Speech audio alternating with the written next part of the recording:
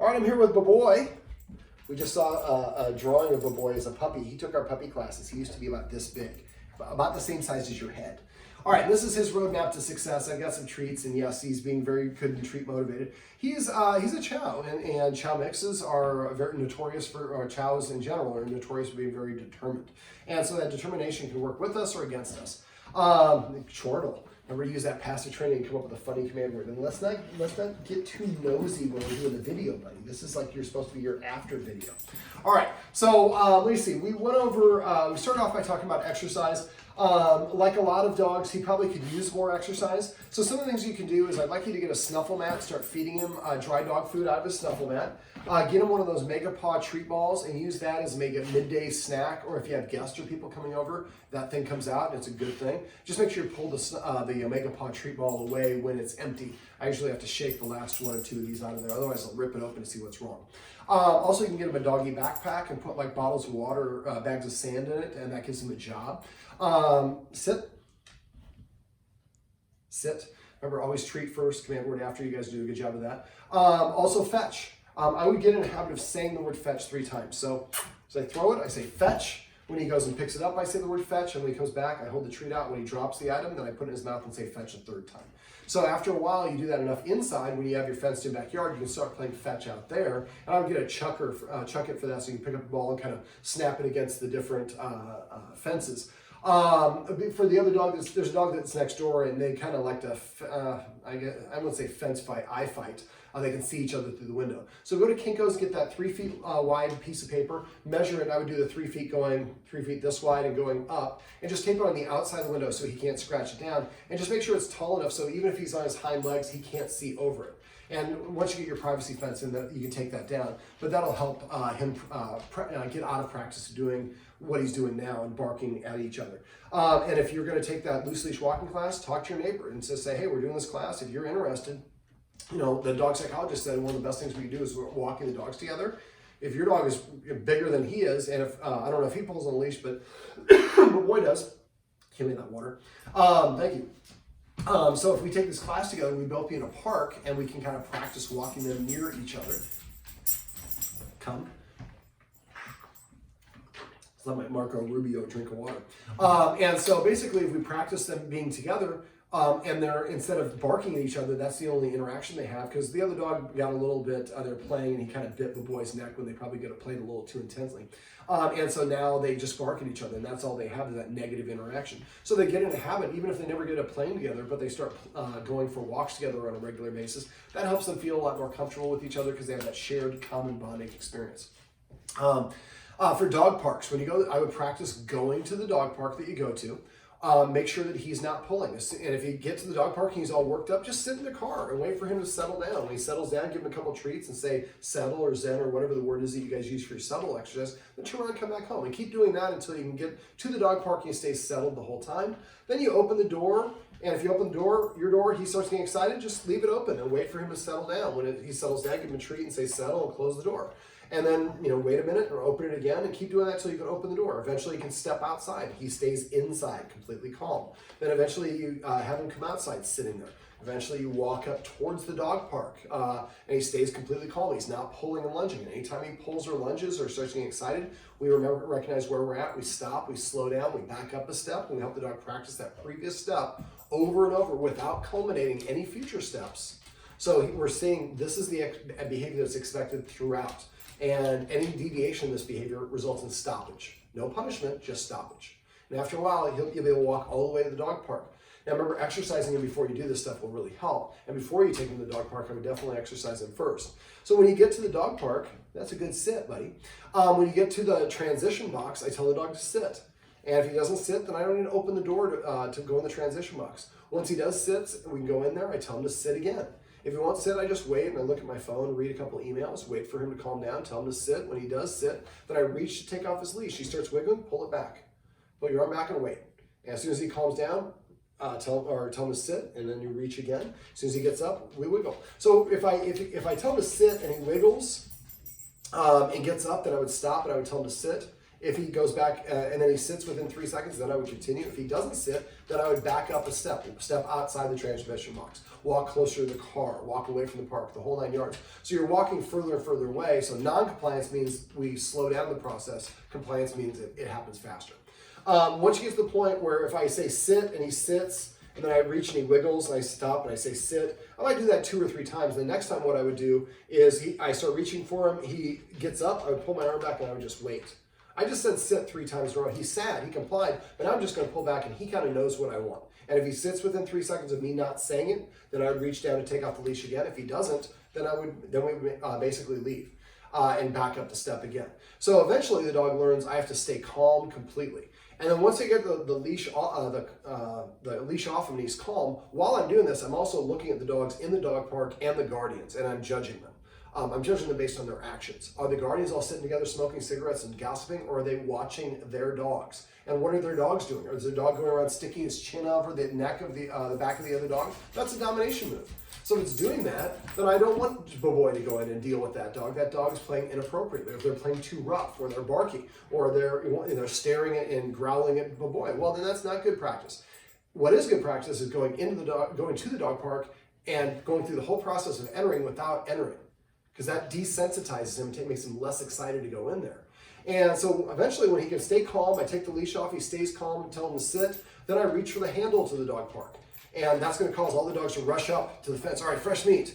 I'm not going to send him in there for that. I jiggle it, they come, and I'm just like, whatever, man, we're not going in there for that. Wait for those dogs to dissipate, then I jiggle it again. And after like 5 or 6 times, the dogs are like, you're a tease. Jiggle doesn't mean anything. Yeah, exactly. Then I jiggle it, then none of them come up, then I open it, and I let the boy go in the dog park, and now I've already evaluated the other dog's behavior. I've made sure that the guardians are are paying attention. There's no dogs in there that are offering stuff that I don't like, but boy, I've achieved being calm. I've achieved the other dogs being calm because they're not rushing and waiting and quivering for him to come in. When he comes in, there's no accosting. He's just there by himself. And then one dog comes up and sniffs him. One-on-one is a much better interaction. And if he has a good interaction, I might pet him and use that passive training and say, buddy or amigo, or some word that means you just met a dog in a good, calm, positive way. So I'm labeling it. And then eventually he meets the other dog and the other dog. When he's playing, if his energy level gets to like level 3, call him to you, take him out of the dog park, do a couple focus exercises, make sure you get him far enough away and wait for that energy to come back to like a 1. Even if he only goes in the dog park and only plays for 1 minute at a time, eventually you get to 2 minutes and then 3 minutes and longer play times. But he understands that as soon as I get too excited, he's very subtle. If I get too excited, that's just for you guys, so it's totally fine. But if he gets too excited, then we automatically stop whatever it is. You got an antler, huh, buddy? Yes. Oh, what a good buddy. Yes. Okay, so and remember, exercising him before you go to the dog park really sets him up for success. All right, what else do we talk about? Dog skiing. I would really recommend the dog skiing. If you want to do that, then make sure you message me and I can send you the night. It's from Roughwear, the type of harness that I got. But man, I think that'd be a game changer for him because he's a powerful dog. You might spend 20, 25 minutes having him pull you. He's over, what is he, about 1.5 years now? He's exactly 1 year. Exactly. Okay, so you don't want to do it for at least the first year because their bones are still rubbery. But now he can take them. So if you incorporate maybe the 3 walks, make sure you let him sniff on those walks. And then we also feed him out of the snuffle mat twice a day. We use the Mega Paw treat ball once a day. We use those scent games that I talked about. Maybe we use a doggy backpack on the walks to make the walks more efficient. And then we do some dog skiing and we play games of fetch twice.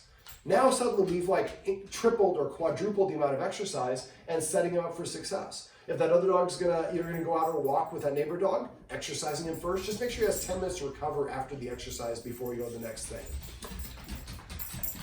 Come.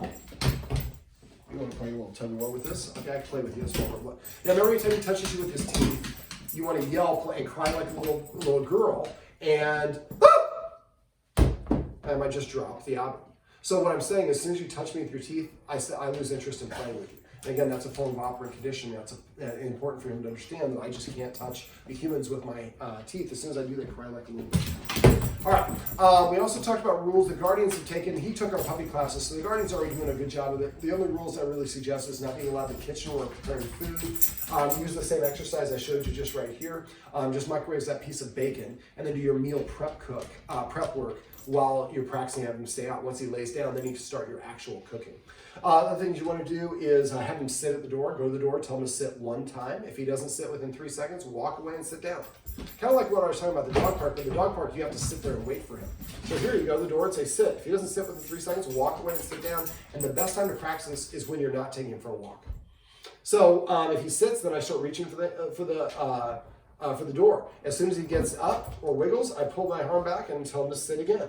So eventually I want him to stay seated while I reach for the handle, then while I jiggle the handle, then when I jiggle the deadbolt, and at any point he gets up or gets excited, I stop and we tell him what to do. Eventually it gets to the point you can open it an inch, and open it a couple inches, and each time I do it, if I reach for it like this, he gets up, sit. I'm going to do this one.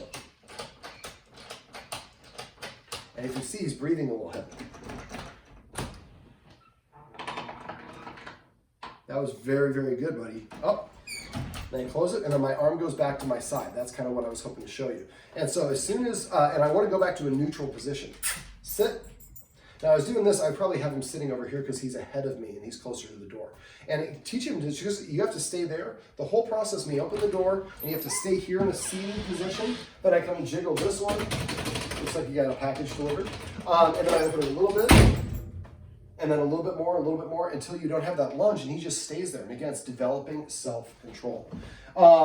So now let's say I tell him to sit. The first stage of this is just coming up here and saying, sit.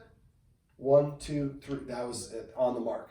So then I would actually reach for the door and go through the steps I just went through. If I say sit and he doesn't sit with it by the time I count to 3, go and sit back down. This is why you practice the times when you don't plan on taking the dog for a walk. So if he doesn't comply, it's no big deal. You're not planning on going for a walk anyways. And if there's a video on my website, go to doggonproblems.com, click on dog training tips, and then search for where it says in the search box, search wait door. And there's videos, wait at door, and there's a video that shows you how to do the steps I just talked to you about here in greater detail. Also, when you're leashing him up, that might be something else. You search for a calm leash, and the process, you go through the process of leashing up. As soon as he gets excited, you stop the process. We teach him. Remember, excited is not happy. He's going to make more excited. He had already made 1 mistake, actually 2 mistakes when he's excited. So remember, when he's excited and somebody wants to interact with him or something's going around, and his level of energy is more than 1/3 of the range, I would say, no, we're going to wait for him to calm down. And don't feel social pressure.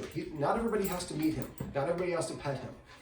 We want to have him have good, positive experiences. Speaking of meeting, so yes, we're going to talk about what we did to start off, because I haven't seen him in, I don't know, about 6 months or so. He was a lot smaller in puppy class. So what we did is we call this meeting protocol 1. We basically met outside, and we had the guardians, we left a trail of treats from the door all the way down the driveway, and then we were sitting on the neighbor's front step. And I would maybe talk to your neighbor and just say, look, this is something we're doing. We want to make sure you don't think that we just have our neighbors are hanging out on your bottom step. But the nice thing is the way the grass is, the hill of in front of the house, he can't see those people.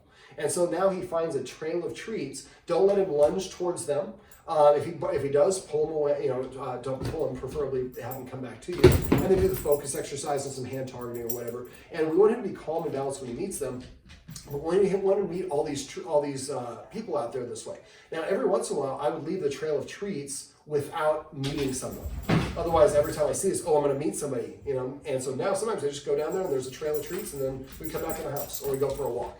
So again, we have this positive association, so he's in a good, positive mood. Then when he gets the person trying to hold the treat out to the side, not front facing and not like this. So if you hold it in your hand flat, a lot of times they lick it right off. And then I'd like to have the person ask, at first you have to give him a couple of treats. If he takes them and he seems pretty comfortable, and his tail is nice and relaxed, and his body language seems nice and relaxed, then have the guest ask him to sit, and they give him a treat for sitting. And then you can take a little bit of a walk. It doesn't have to be a long walk, but every once in a while I'd like the guest to stop and ask him to sit or lay down or do twister. Twister, remember that, buddy? Twister. Twister. So we want him to comply with an order from the human and have the human reward him for doing so. So he gets practice at listening to other humans and also gets rewarded for doing so, humans, and he likes doing it. Twister. There we go. Also, remember, he needs more toys. I would get him a water buffalo horn is one of the toys I would like you to get him. That will probably outlast the dog.